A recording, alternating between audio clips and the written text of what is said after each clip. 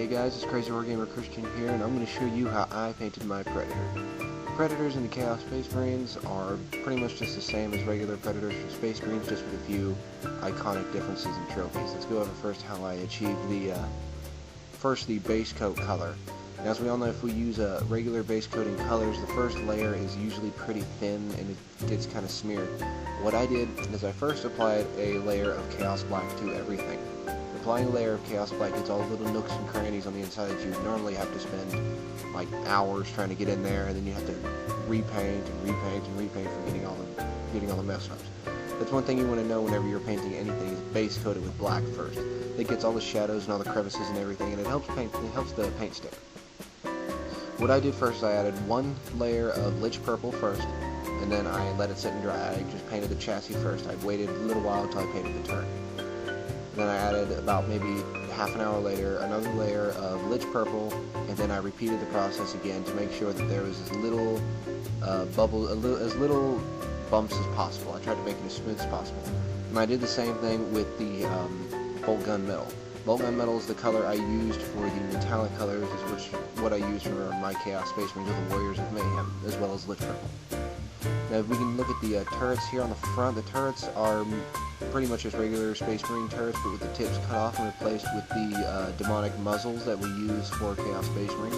How I achieved this is the entire turret was base coated with Chaos Black, as everything else is.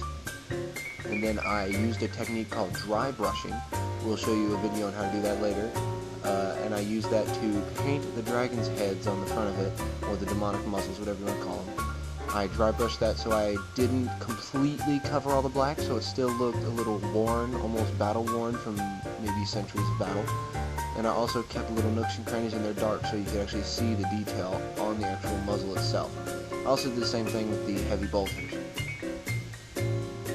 Now if you take a look at the turret, which was painted last in the exact same manner as the chassis, which is why I used base coat black first, and I layered a layer of Lich Purple, half an hour later another layer of Lich Purple, half an hour later the last layer of Lich Purple. I did a little technique that made it look almost like the paint's chipping away, like it's old and it's beat up. You'll notice that there's metallics, there's a Bolt Gun Metal and Mithril Silver metallics trimmed along the sides of the actual turret itself, along the edges. That's where the paint is maybe seeing the most battle. That's where the entire thing is being hit.